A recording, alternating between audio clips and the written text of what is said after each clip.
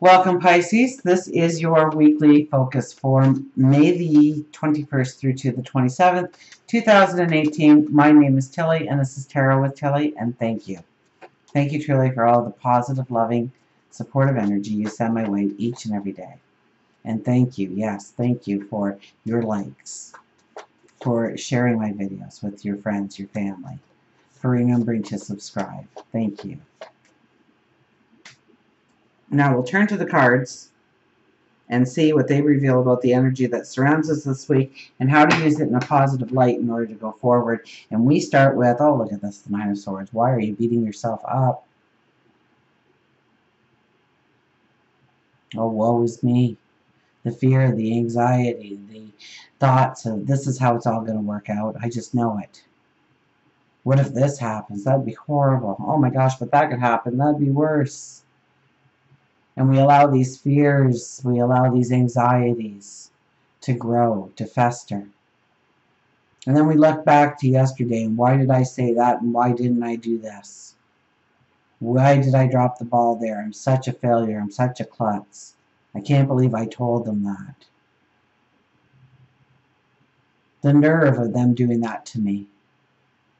And you replay it, and you replay it, and you replay it. It was the past. It's not going to change. Stop.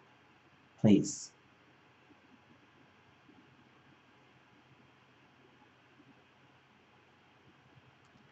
So it's, I see a moon in the background, a quarter moon. So especially if you've planted something, some new seeds when the new moon happened on the 15th, you could be looking at where there is, you hit your first snag. Something didn't go right. Something failed. Something didn't come together the way you expected it. There was a fight. There was an argument. There was a disagreement. Somebody didn't show. And allowing that to, become its own energy will make the rest of the path a lot harder. So when we are taking care of our seedlings and we see a rock, we throw it away.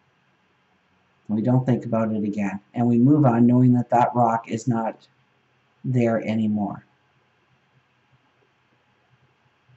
So look at what you can accomplish, what you can do, how you can move forward, how you can get past a hurdle. Maybe there's forgiveness that's needed. Maybe you need to ask for forgiveness. Maybe you need to have that talk, communicate. Because I think they'll hear you if you say it out loud right now. They'll understand. And you can move on. And not allow that negative energy to pull you down. And then we have the Three of Swords. My goodness, I'm so sorry. It is the message. Please don't shoot the messenger. I do know some, I could just hit the stop button and reshuffle, and chances are both of these cards wouldn't come out again, but probably one would. Make it a slightly different reading, but the message is the message. So what is this telling us? That we're allowing a heartbreak or a sadness to weigh us down, to throw us into loneliness or a depression or a sadness that doesn't need to be there. And so are we focused on the lack of rather than what we can gain in our lives? Are we looking in the wrong direction this week? Do we need to consciously move our direction towards future? We are in new moon energy, so it's all about our affirmations into our tomorrow, our future, the path we want to walk, the steps we want to take. And I think you have to make that very conscious this week.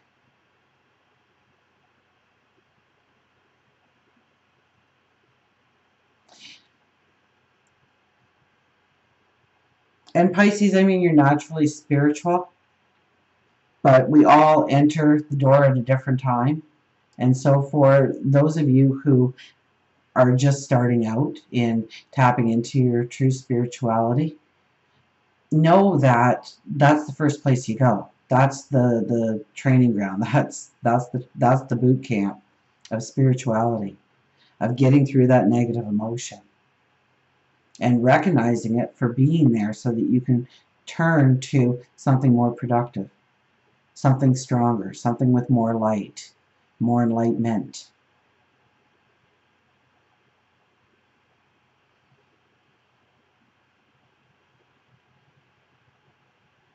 So sometimes we have to be extremely conscious of where we are putting our focus, where we are putting our attention. These two cards say it. You know, the Three of Swords, some people, you know, it can mean a lot of different things, but that's what I'm picking up with the Nine of Swords is unless you're consciously aware of it. And maybe you need to reach out for the support of others. Maybe you need to go out and support somebody else. Okay? If you are depressed, if you're feeling sad, if you're feeling lonely, go and help somebody. It could be a next door neighbor, it could be a friend, or a gesture of I was thinking about you, but helping. Go to the soup kitchen, go to the animal shelter, go to the nursing home, visit with an elderly patient that hasn't, or elderly resident that has not had a visitor in quite some time. And yes, it will help them and bring a smile to their face, but it is immeasurable to what it does to your light, to your vibration. We have the Page of Cups. Wow, are you spiritually gifted this week?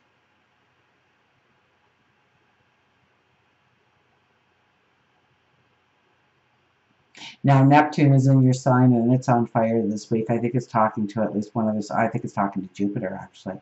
So, wow, the expansion of who you are, of who you can be, of who you can become. Once again, we have this little warning here in the background, don't we? If we were to turn around and see that wave, we would go, and that wave would knock us right off our feet, wouldn't it? Because we turn to the negative, because we turn to the problem, we turn to the lack thereof, and we didn't face forward. We didn't imagine the beauty that would be coming out of that cup, how our cup will runneth over. This could be a time when a teacher appears. You could become the teacher, a mentor, somebody to guide you in some way, take you on a new experience, take you on a new adventure. Maybe it's by yourself. Maybe you are imagining the new adventure, the new opportunity, the new learning experiences, or the new teaching experiences. And the veil is so thin for you, it's hardly a veil at all. So talk to God, your angels, your spirit guides, the universe, source. Have a conversation seemingly with yourself. Sit in meditation or reflection or prayer.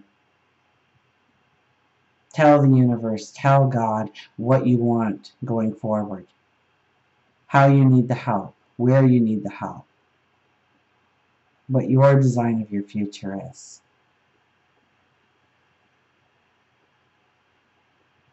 Ask for the answers, ask for the help. You will receive it.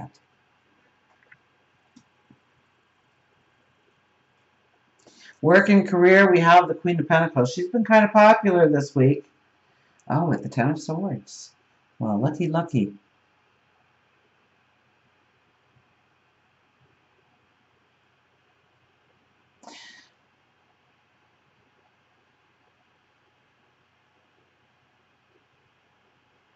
Yeah, I almost get this as you changing who you are or your ideal of yourself,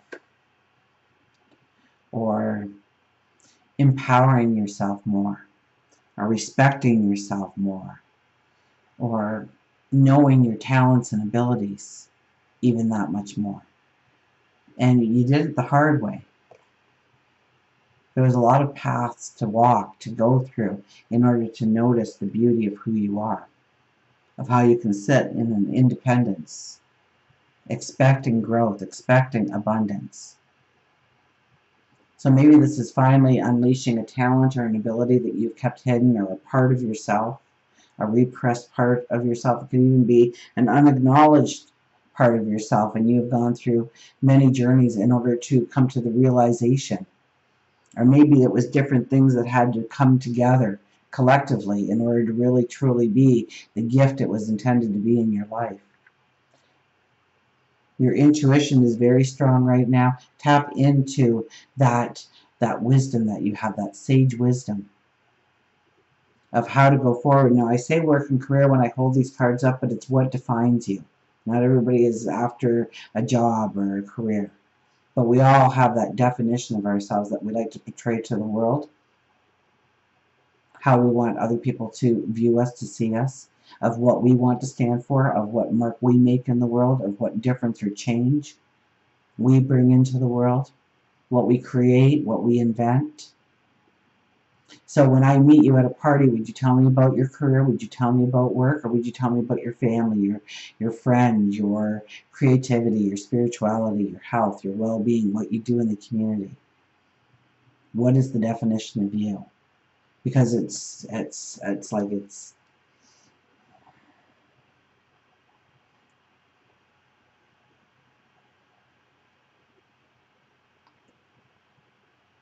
like you can embrace yourself now. You can honor yourself now.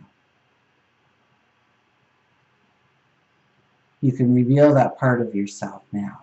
You can step into that person you have been creating and becoming.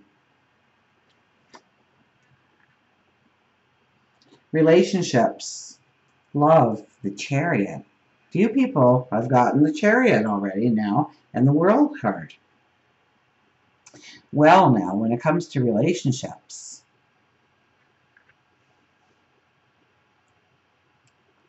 you're coming full circle.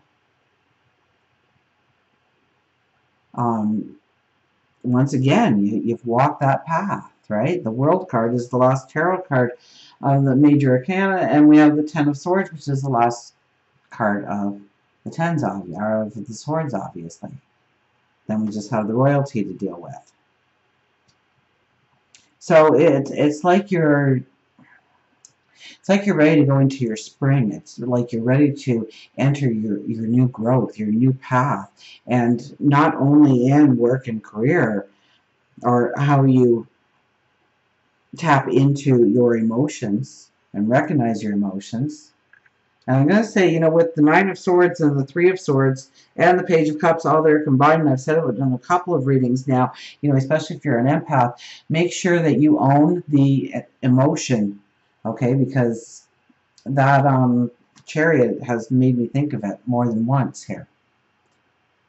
Make sure that you aren't, you come home and you're automatically mad at your partner for something because you see something out of place or something that wasn't done or accomplished, or the way they left the place, or whatever it was.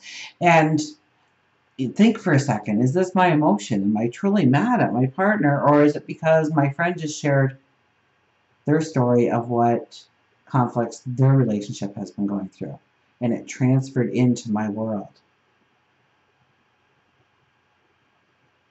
So we need to understand where we are allowing ourselves to fall into somebody else's agenda or somebody else's drama, or creating our own.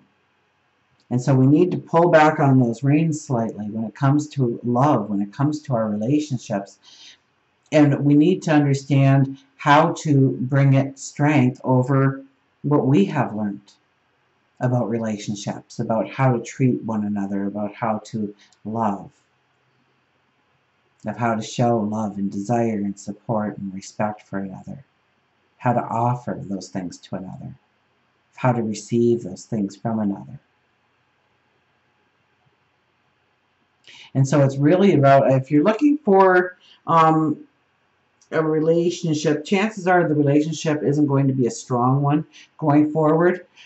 It could be. We do have the World card. We do have some very strong cards here. But I think it would be more for a last-minute lesson on something about you, to learn more about yourself in some way, so that you can really step into a beautiful new relationship with that spring just around the corner for you. Remember, after the World card, we start again with the Fool, the new journey, the new path, the liberation, the freedom. So, and we're talking any relationship here, and it's how to bring the harmony together, how to bring the masculine and the feminine together, either together or within yourself.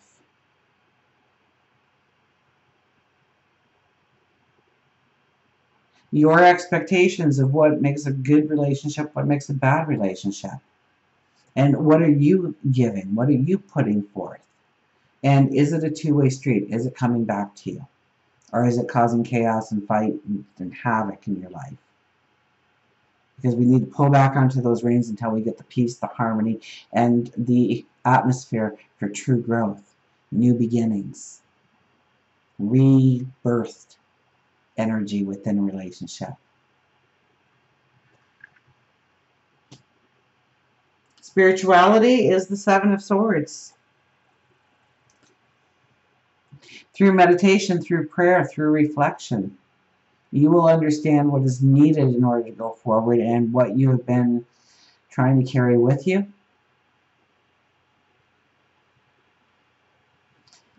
And that's not going to allow your lightness of step. That's not going to allow your creativity to flow. That's not going to let your uniqueness to shine out. You're going to see where you've been taking some extra baggage with you. Things that don't necessarily belong in your life anymore. Things that do need an ending or a healing.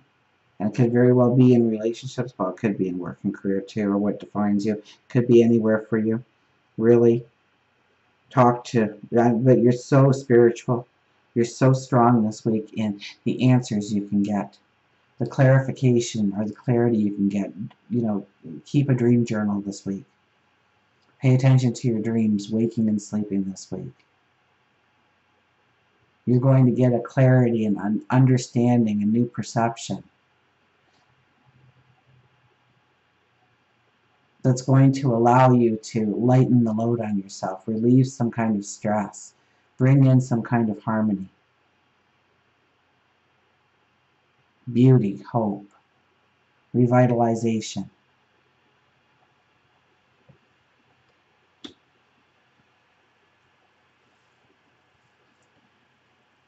Knight of Pentacles for health and well-being. And it's almost like you're rewriting the story here with the health and well-being with the cards I've been pulling for you. You know, you sit on the horizon. This isn't a time where you're actually making a commitment to go in one way or another way when it comes to your health and well-being. And so don't be joining the gym or the group just yet, unless you've really studied it, or it could be very temporary. Because we don't want to make any long commitments right now. I don't think those will hold. We're saying, okay, so I want to go in this direction. We're looking at the horizon. We want to join this yoga class.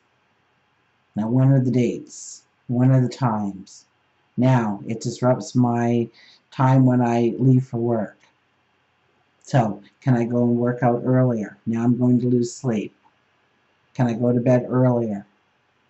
That means I can't watch that episode when it comes on at night. Does that bring me value? Not really. I could probably catch it streaming somewhere later. So think of the priorities, putting your life in priority of what is needed in your life, what brings in balance, what needs to go in order to make room for new experiences to come in. Maybe it's eating patterns. Maybe it's just reducing the stress in your life. The stress could be just tearing you apart this week if you allow it. So it's card after card. And it's also giving you the energy of when you tap into, well, it could be helping somebody else and doing something for somebody else, lifting somebody else up, teaching or mentoring somebody else. Or it could be getting rid of the clutter in your life, getting rid of the extras in your life, focusing on you, your abundance. Removing yourself from other people's dramas or other people's dramas, problems. And start looking at your horizon and see what will work best for you and where you can make the adjustments so that when you do make the commitment, you're strong right out of the gate. Until we meet again, remember, I do love you.